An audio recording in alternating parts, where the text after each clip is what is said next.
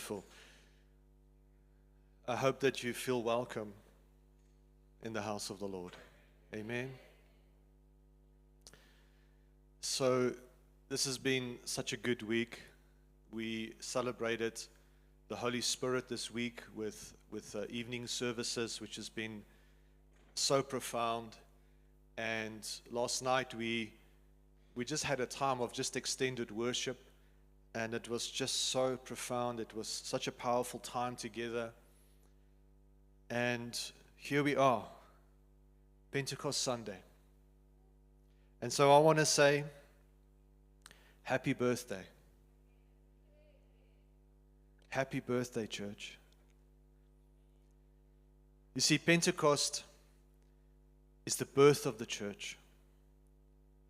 The Holy Spirit was poured out on that day, and a movement started that kept on growing through the centuries. And so I wonder if you can just maybe take a moment and just say to the person next to you, happy birthday. Happy birthday. You see, on this day, the promise of the Father was poured out on the believers.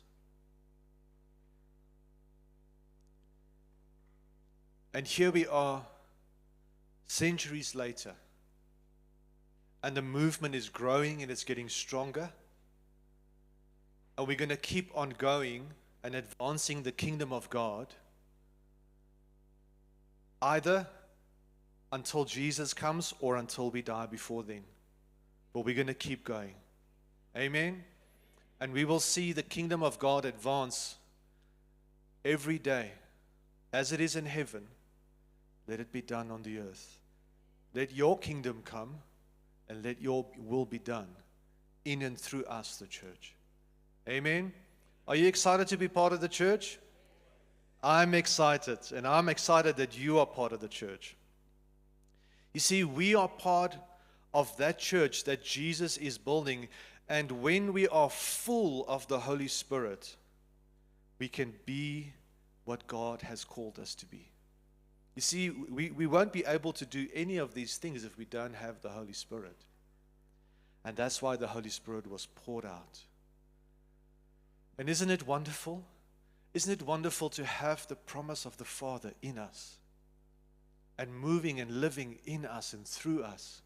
And it's wonderful to be full of the Holy Spirit, full of the presence of God. I want to invite you to read with me from the book of Acts in chapter 2. And I think Ishrath looked at my notes and preached part of my sermon. I don't know where he's at. There he is. But I want to preach it again. Acts chapter 2. And we're going to do quite a bit of reading because I want the text to talk to us this morning. I want us to see it in the Bible. What was so profound? What was so profound about this day? Why do we celebrate Pentecost? What does it mean for the church? What does it mean for me and in my walk with God?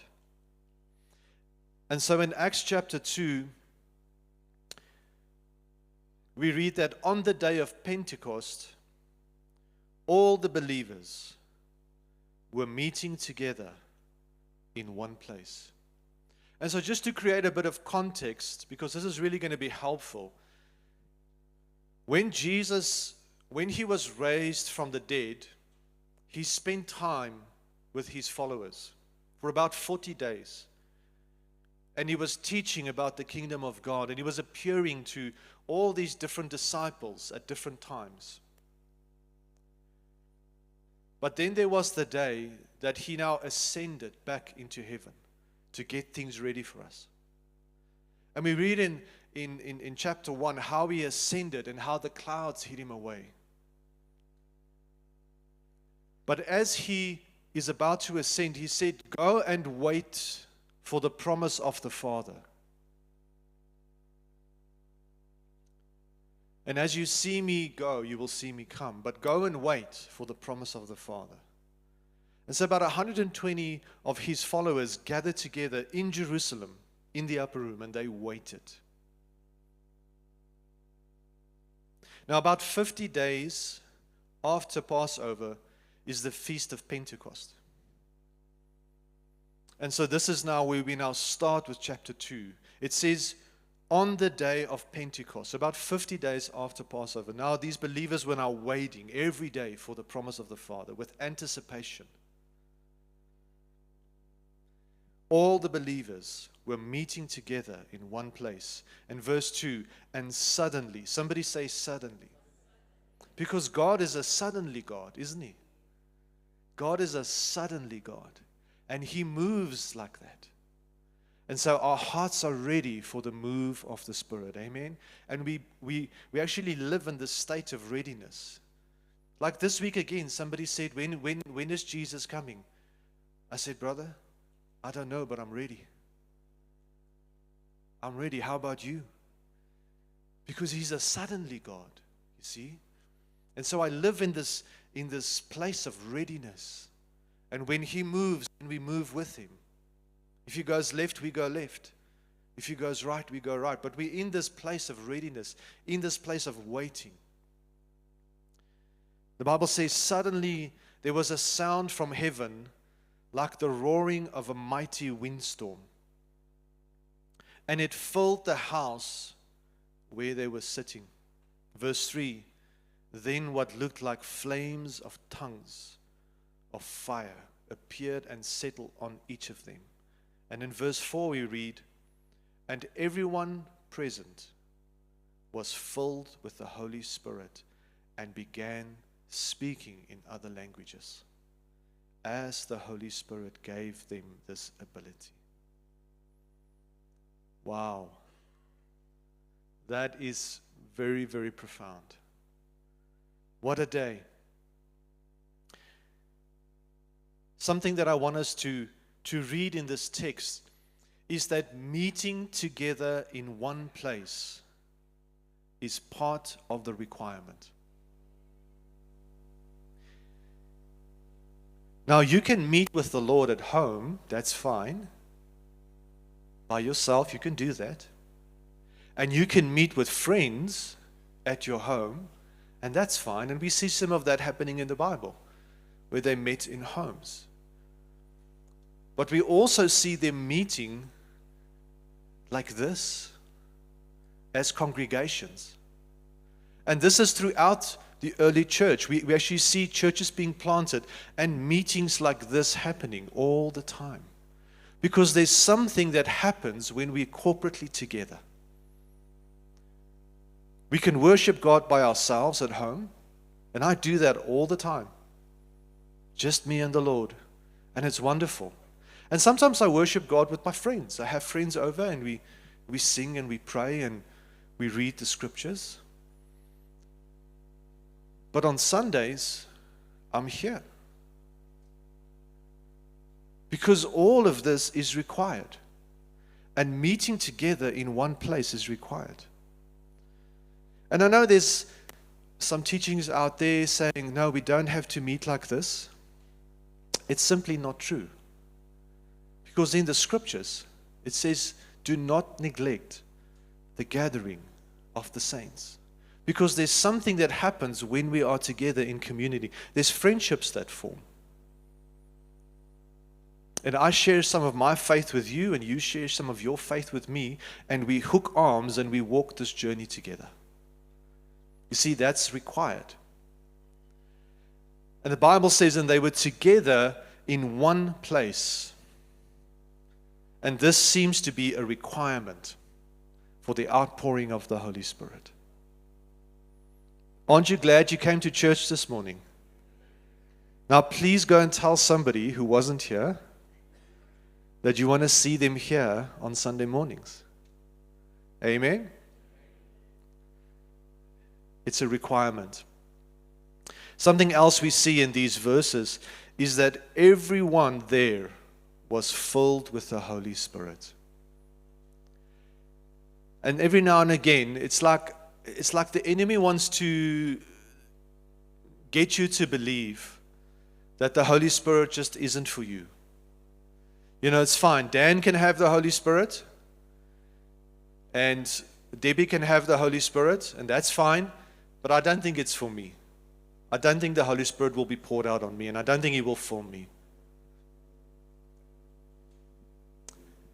In the scriptures, we read that everyone there was filled with the Holy Spirit. And so I want to encourage you. The Holy Spirit wants to fill you as well. Amen? He wants to fill that person sitting in your chair. All you have to do is receive it.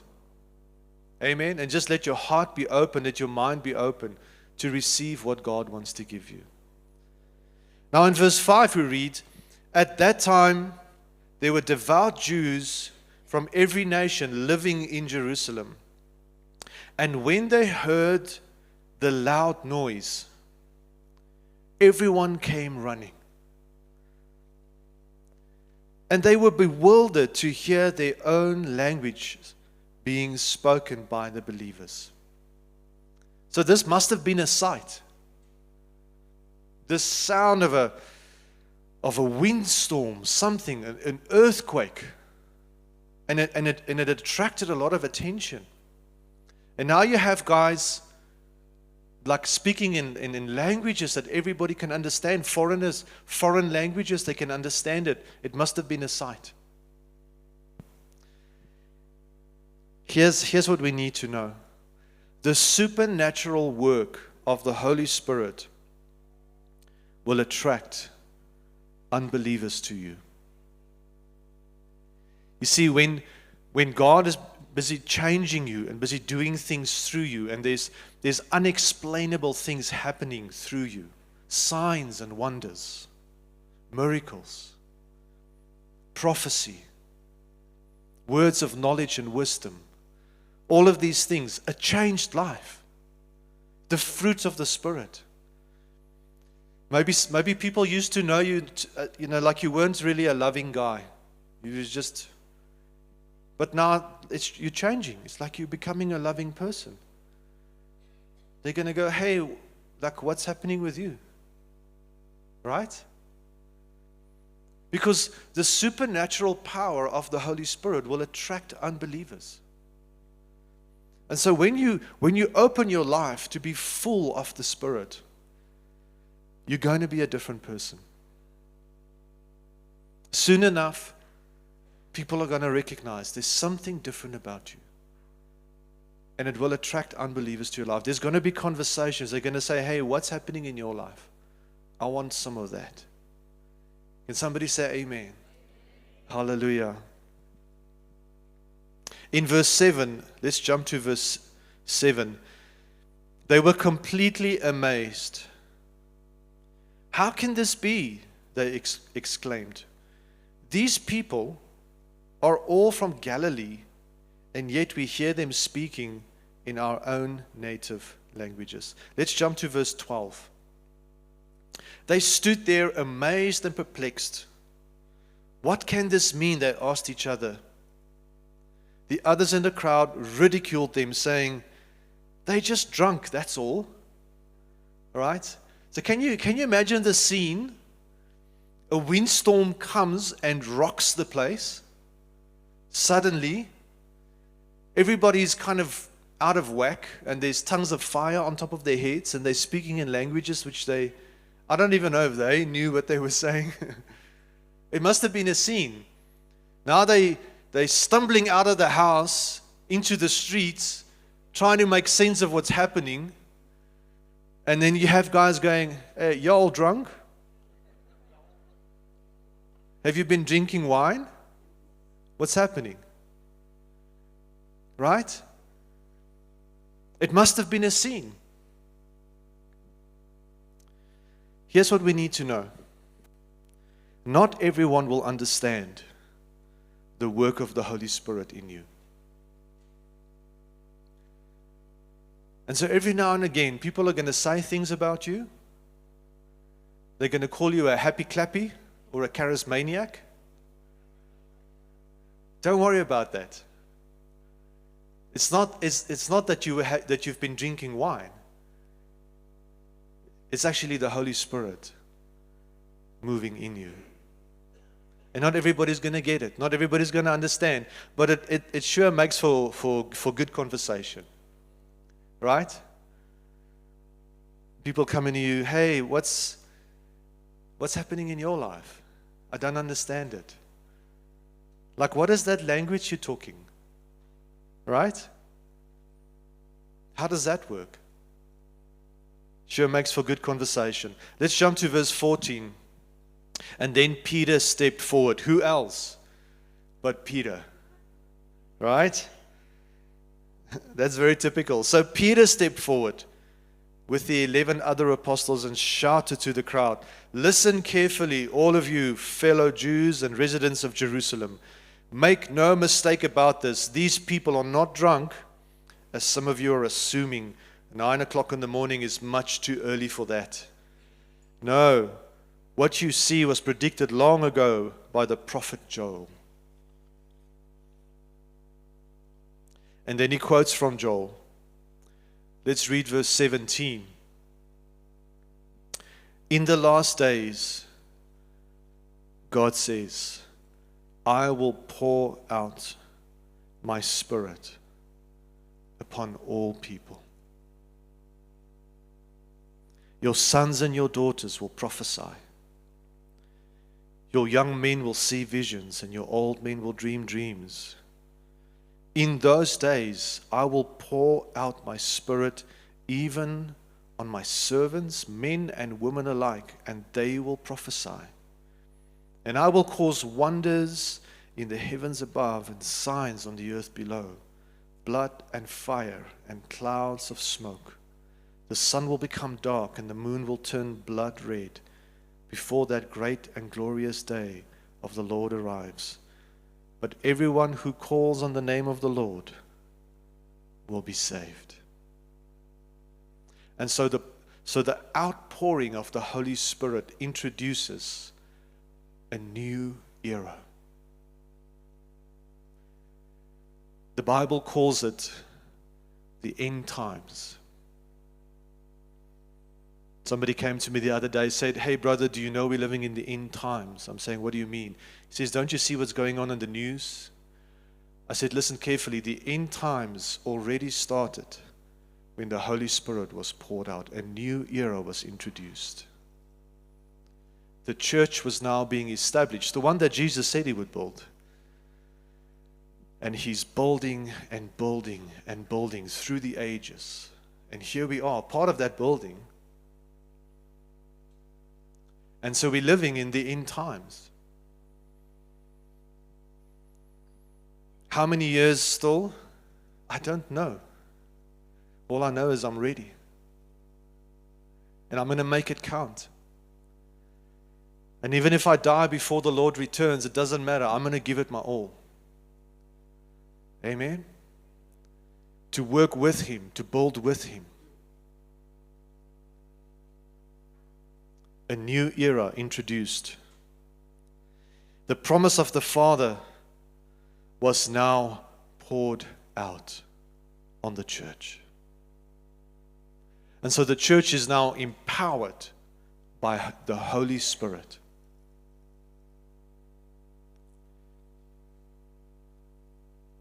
In verse 36, let's jump there. Verse 36, we now continue to read. "So let everyone in Israel know for certain that God has made this Jesus, whom you crucified, to be both Lord and Messiah." You see, Jesus is Lord and Jesus is the Messiah. He is the head of the church that he is building. In verse 37, Peter continues. And it says that Peter's words pierced their hearts. And they said to him and to the other apostles, "Brothers, what should we do?" And so here's what we need to know about the Word of God. Because there's now a crowd of people listening to Peter. And there's a lot of attraction going on. And there's a crowd building, and Peter's telling them, you crucified Jesus. But God made him Lord and Messiah. And now they hear the words of Peter, and it pierces their hearts. And so here's what we need to know. The Word of God must go beyond simply reasoning about it to piercing our hearts. It's not very helpful for us to just talk about the Word of God. Hey, have you read this scripture? Do you know this scripture? Do you know about this topic? It's not very helpful to simply reason about it, to simply know about it, and have all kinds of philosophies and ideas and theological somersaults. Because then all of it is here. It's not very helpful. It doesn't change us. The Bible says the Word pierced their hearts. When last did the Word of God pierce your heart? To the point of conviction. To the point of, I can't live like this anymore. And so we must allow for the Word of God to pierce our hearts. I never want to be in a posture where I know the Word here, but I don't know the Word here. Because then the Word is not piercing my heart. You see, the Word of God demands a response. These people were convicted, they said, hey, what must we do? We've now heard the Word. Tell us what to do next. Now that we've crucified Jesus, but He was actually Lord and Messiah, okay, what do we do now? And Peter replied, verse 38, each one of you must repent of your sins and turn to God, and be baptized in the name of Jesus Christ for the forgiveness of your sins, and then you will receive the gift of the Holy Spirit. This promise is to you and your children and to those far away, all of you who have been called by the Lord our God. And then Peter continued preaching for a long time, strongly urging all of his listeners, save yourselves from this crooked generation. And they say, Peter, tell us what must we do? Here's what Peter said. Number one, repent. Now that you've heard the word of God and it's now pierced your heart, now it's time for repentance. Let your mind be renewed. You have to think differently. You need to act differently. And then it says, believe in God or turn to God. Believe. Put your faith in God. The third thing is, be baptized in water. That's why we have a pool in the auditorium.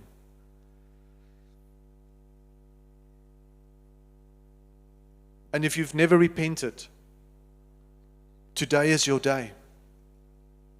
If you've never put your faith in God, today is your day. If you've never been baptized in water, we can make it happen today.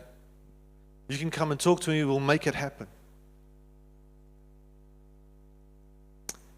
And then here's the fourth thing that happens. Receive the Holy Spirit. Because without Him, we will not be able to do what God has called us to do. So receive the Holy Spirit. And in verse 41, those who believed what Peter said were baptized and added to the church that day, about 3,000 in all. Isn't that wonderful? The birth of the church. And then as you continue to read through the book of Acts, and I encourage you to keep reading. Read chapter 3, chapter 4. Keep on reading and see how the church becomes a movement that starts to take over the world. And there's more wonderful things that happen. And all of a sudden, there's persecution on the church. But the Lord even uses that for His good. And the church multiplies into that whole region, into Antioch. And then we see all of these apostles moving around, planting churches all over the place. And soon enough, you start reading about Paul and how the Lord mightily used him to plant churches and to do missions all over the region. And many, many centuries later, here we are, Cross Culture City Church, on a hill in the south of Johannesburg. Thank you, Holy Spirit, for coming. Amen. Here's what I want us to remember. As believers, we must meet together. That's important. We can meet in homes, but we must also meet corporately together. You see, meeting together in one place is part of the requirement. The Holy Spirit has no favorites. Except for me, there's no favorites. That's obvious. No, I'm just kidding. There's no favorites with Him. He wants to fill you today. This will change you forever, and the supernatural work of the Holy Spirit will attract unbelievers to you. Not everyone will understand the work of the Holy Spirit in you. Nevertheless, continue to be persistent in your walk with the Lord. The promise of the Father, the Holy Spirit, was now poured out, and we celebrate that today. The church that Jesus said that He would build is alive and well. He is the head of the church, and He is building His church. His kingdom is advancing through us. Isn't that wonderful? Allow for the Word of God to continually pierce your heart and for the Holy Spirit to work in you. Repent and turn back to God. This is a requirement for salvation. Put your faith in God and be baptized in water. Along with this, receive the Holy Spirit. And I want to create a platform for that now. I want to ask that Catherine would just come and share a word. The Lord gave her a word for us, and I just want to hear that word as well. But then I want the leaders to come forward. Are we going to pray for the baptism in the Holy Spirit? If you've never been baptized in the Holy Spirit, today is your day. If you've been filled before, but you want to be filled again, come forward for prayer. But let's just hear from Catherine first. Catherine, come and share your word with us, please. Good morning, everyone. I don't know how many of you attended Holy Spirit this week, but I just want to encourage you that Holy Spirit is not confined to just 1 week. He is with us daily. And we sang this morning about we want to make room for the Lord. And I just want to encourage you to make room for the Lord. We had so many problems this morning before everyone attended with the electricity going out and restarting. And getting the sound desk is not just about flipping a switch and, hey, we're ready to go. There's quite a process. And I just said to the band this morning, God is doing something this morning, and the devil just keeps attacking. And we just prayed over the service. We prayed over worship. We prayed over you. We prayed over the sound. We prayed over the electricity. And the Lord kept the power on. And I just really believe that Holy Spirit was here this morning. He's still here. But God is a gentleman, and He's extending the invitation, and it's up to the rest of us to take that invitation and say, yes, Lord, let me lean into it. And something that's just been so heavy on my heart is don't get distracted. You know, there's so much that happens in life. If you watch the news, in your finances, in your families. And when we just focus on the problems that happen in life, we're giving the devil our testimony. And that's not what we're doing. So let's come to church and let's fellowship with each other. Let's feel Holy Spirit move. And just as much as we don't want to get distracted, let's not allow ourselves to be a distraction to someone else, because you don't know what they've come to church to receive. And you don't want to get in the way of what they are receiving. So I just want to encourage you, come to church every week expectant that God is going to move, because he will. And when we focus our eyes on Jesus and we come with a heart full of expectancy on what he is going to do, you're going to see the shift in your life. And it's not going to be, oh, woe is me, life is so hard. It's going to be, yeah, this is happening, but Jesus, you are good, you are God, you are sovereign, you are still on that throne, and I'm trusting in you. I'm expectant on you to move. So let's come with our eyes and our hearts fixed on Jesus. Amen. Amen. Thank you.